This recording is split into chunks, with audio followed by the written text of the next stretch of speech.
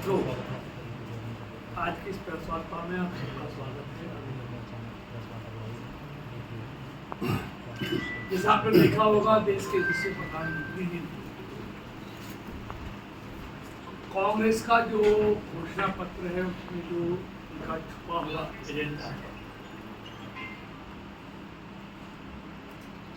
उसको जब से देश के लोगों के सामने रखा है, कांग्रेस में बहुत छटपटाहट है, बहुत परेशानी है, क्योंकि कांग्रेस अब परिवारवादी, तुष्टीकरणवादी सोच के साथ साथ अब माओवादी सोच के लिए उस सोच को आगे बढ़ा। कभी उन्होंने 60 के दशक में जो उन्होंने तुष्टीकरण की राजनीति चुनाव जीतने का जिसका हथियार बनाया था, लेकिन 2014 में हमारे यशस्वी दुनिया के लोकप्रिय नेता मोदी जी ने विकास को चुनावी एजेंडा बनाकर देश के सामने ले गए थे और लगातार जीत हासिल की। अब कांग्रेस ने लोगों की जो आर्थिक कमाई है, संपत्ति है, अब उस पर अपना पंजा मारने की कोशिश की शुरुआत। जैसे उन्होंने कहा है कि हम देश में सर्वे कराएंगे, किसके पास कितनी जमीन है, कितने बैंक में पैसे हैं, कितने मकान हैं, कितने जेवर हैं, और उसकी जो छुपा हुआ एजेंडा है फिर उसको उसी तरह, जैसे उन्होंने कई बार आपने देखा होगा,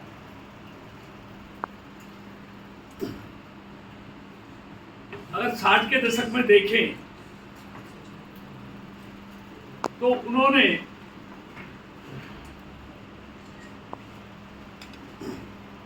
उन्नीस सौ 63 और 74 में जो कानून पास किए थे,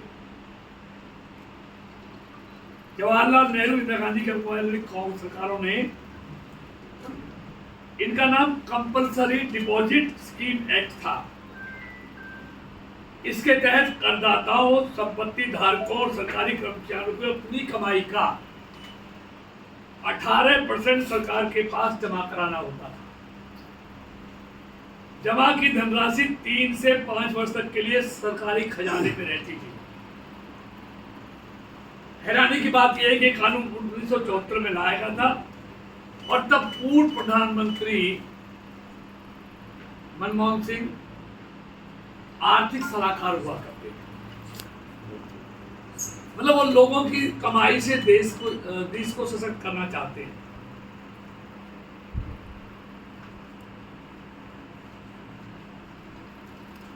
लोगों की मतलब कमाई को जब्त करके, और मोदी जी की सरकार लोगों की कमाई बढ़ाकर देश का विकास करना चाहती है। कारण लोगों को सब कुछ छोड़कर भागना पड़ा था। राहुल गांधी जाति के आधार पर ऐसा चाहते हैं। राहुल गांधी ने निजी और सार्वजनिक कंपनियों और शैक्षिक संस्थाओं में अल्पसंख्यकों के समावेशन को मापने, निगरानी करने और बढ़ावा देने के लिए डाइवर्सिटी कमीशन बनाने की बात कही है। साथ ही यह भी कहा है कि जो कंपनियां मानदंडों को फॉलो नहीं करेंगी उन्हें दंडित किया जाएगा। इसलिए इस संभावना को खारिज नहीं करेगी। राज्य आपको बताएगा कि आपने व्यवसाय के लिए कैसे और किसकी नौकरी पर रखना है, अन्यथा अधिक कर भुगतान करना होगा। मतलब सरकारें आपको बताएंगी आपको किसको रखना है, किसको नहीं रखना है, इनकी घोषणा पर। अगर नहीं रखेंगे तो आपको एक्स्ट्रा टैक्स देना पड़ेगा। मुसलमानों को सरकारी नौकरियों में अलग से 15% आरक्षण दिया जाए, जिसे लोग कर्नाटक में किया, कई जगह किया। उसमें ओबीसी आरक्षण को धर्म के आधार पर बांटकर मुसलमानों को 6% आरक्षण दिया जाए। धर्म परिवर्तन करने पर भी एससी का दर्जा सुरक्षित रहे। धर्म परिवर्तन कर लिया फिर भी उसको एससी का रिजर्वेशन मिलता रहे। आपको याद होगा मुसलमानों को संसाधन पहला देना सिर्फ बयान नहीं था, 2006 में दिया था। इसकी प्रक्रिया बहुत पहले से चल रही थी।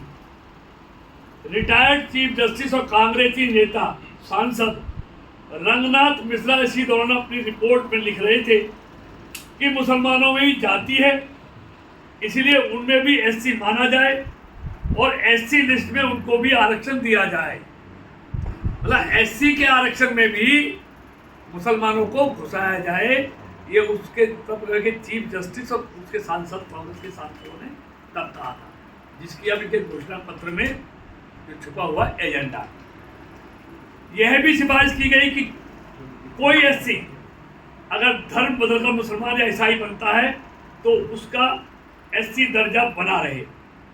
रंगनाथ कमीशन ने मुसलमानों को नौकरियों में 15% आरक्षण देने की सिफारिश की थी। ओबीसी के 27 से 6% काटकर मुसलमानों को देने की सिफारिश भी कांग्रेस द्वारा गठित इस आयोग ने की थी। अल्पसंख्यकों का किसने कहा था?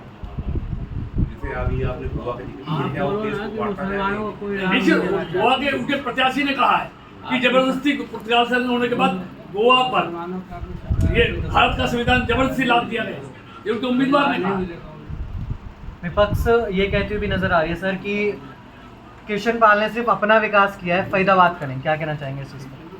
विपक्ष तो कुछ भी कहे, विपक्ष को कहने के लिए कुछ भी कह सकते हैं। और मैं किसके बारे में क्या कहूँ, बात थोड़ी है। ये तो इस लोकसभा क्षेत्र की जनता देख रही है। मंत्री जी जैसे ये बात कहती है, सर्वे होता है तो जब कहीं ये बात कहती है कभी कोई विकास नहीं हुआ, कोई विधायक नहीं आता है, बीजेपी का जो हालात है आज के, अभी चुनाव में पता चल जाएगा ना, फैसला लोग करेंगे। वो फैसला आपके कहने से नहीं होना, लोग करेंगे कि विकास हुआ है नहीं हुआ है। देश के लोग भी तय करेंगे, हरियाणा के लोग भी तय करेंगे, फरीदाबाद लोकसभा के लोग भी तय करेंगे। फिर 4 तारीख को आपसे बात करेंगे कि विकास हुआ है नहीं हुआ है। मंत्री जी, कांग्रेस इलेक्शन कमीशन पहुंच गई है शिकायत लेकर कि धर्म के आधार पर वोट मांगे जा रहे हैं, क्योंकि आपने 3 बार कोर्ट किया मनमोहन सिंह को, जब कहा कि देश के संसाधनों पर पहला हक अल्पसंख्यकों का है। लेकिन जो कथन था प्रधानमंत्री का वो था कि देश के संसाधनों पर पहला हक मुसलमानों का है। नहीं, किसने कहा था? ये अभी पीछे जो रैली हुई है। नहीं, तो अल्पसंख्यक उन्होंने उसी के या तो फिर बीजेपी टारगेट करना चाह रही है सिर्फ मुसलमानों को। सोच का फर्क बता रहे हैं वो। मैंने कहा ना, मोदी जी ने भी कहा कि पहला हक गरीबों का है, गरीबों में सब आते हैं, उसे मुसलमान भी आता है, हिंदू भी आता है, सिख भी आता है, ईसाई भी आता है। तो मोदी जी ने गरीबी को जाति बताया है, अल्पसंख्यक को जाति नहीं बताया। इन्होंने एक खास वर्ग के लिए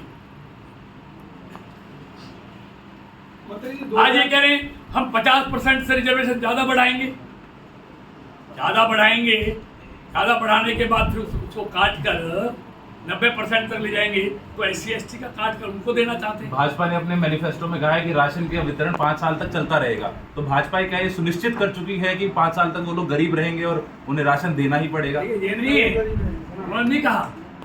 उन्होंने कहा कि गरीबी की रेखा, अभी आप देखेंगे नीति आयोग का जो आया है, पहली बार इस देश में 25 करोड़ लोग अति गरीबी की रेखा से ऊपर उतर रहे हैं। ये स्कीम है, जारी रहेगी अगले 5 साल में। मंत्री जी, आपने जो मैनिफेस्टो पढ़ के सुनाया है, इसमें केवल कांग्रेस ने जो केवल मुसलमानों को साथ नजर आ रहे हैं। तो माओवादी सोच कि देश के लोगों की संपत्ति को हड़प करके उसको बांटना चाहते हैं। तो क्या लगता है SC, OBC महिलाएं भी छटक जाएंगे, सारे वोट में छटक जाएंगे, तो इससे कभी ये सरकार में आ पाएगी क्या कांग्रेस इस मैनिफेस्टो से? वो तो उसको इसीलिए कहा था, इसीलिए तो उसको खामियाजा भुगतना पड़ेगा। जिस तो जो उनका हिडन एजेंडा है, जो माओवादी सोच है, देश के लोगों की खून पसीने की कमाई को बांट कर खास लोगों में बांटना चाहते हो, ये तो बात है।